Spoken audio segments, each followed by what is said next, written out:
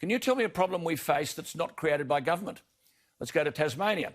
There's a proposal, amongst others, to build 67 wind turbines, 240 metres high, 3 times the height of West Point Casino, perhaps the tallest in the world, across rural properties alongside the main transmission corridor between Hobart and Launceston. Now, just forget for a moment that the area is known as the jewel in the crown of the Central Highlands and the location of species such as the Tasmanian wedged-tailed eagle and the Tasmanian devil. The eminently forgettable Malcolm Turnbull had a grand idea that Tasmania could be the battery of the nation.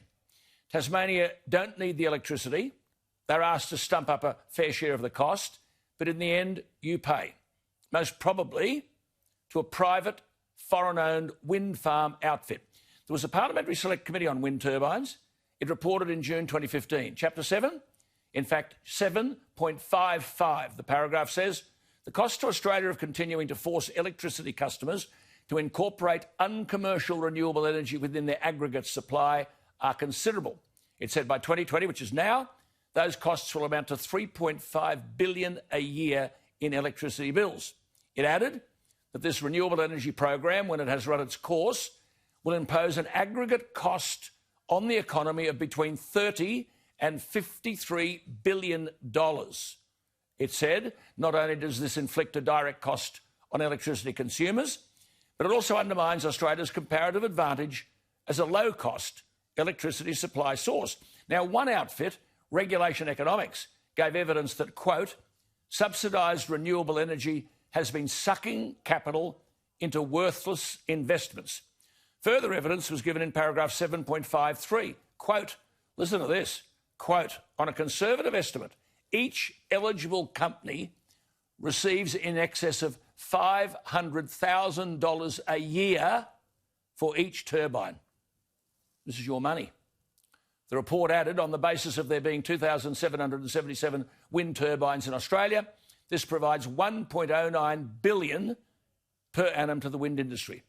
Remember earlier this month, Michael Schellenberger, the American author and environmental policy writer, apologised, quote, for the climate scare we've created over the past 30 years.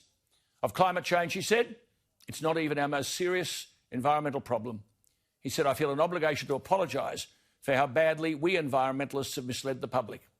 Well, here we are in a beautiful part of the world, 67 wind turbines proposed in a corridor between Hobart and Launceston, the Central Highlands of Tasmania, fly fishing tourism, the Tasmanian wedged-tailed eagle and the Tasmanian devil. As I've said, known as the jewel of the crown, St Patrick's Plains.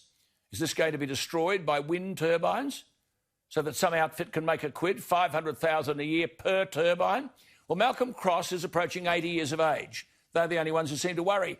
Younger Australians have been brainwashed, believing that renewable energy is everything. Well, Malcolm Cross joins us from his farm. Malcolm, good evening to you. Good evening, Alan. How are you? I'm well. Has approval been given for this?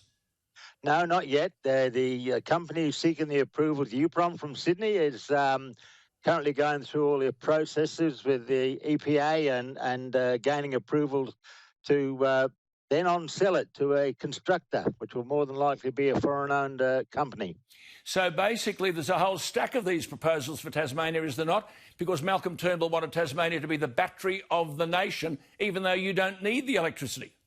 Well, that's exactly right. And I always say it was all we can provide is a AAA battery. And when you consider that New South Wales just recently announced a development in the Dubbo region, which is 20 times more than what the whole of Tasmania's output power is. And this is a new initiative with wind and solar in the Dubbo Western Plains area. Malcolm, we don't need... Yeah, are Tasmanians aware of this? Are there people prepared to defend the historical, cultural and tourism benefits that already derive from these beautiful Central Highlands?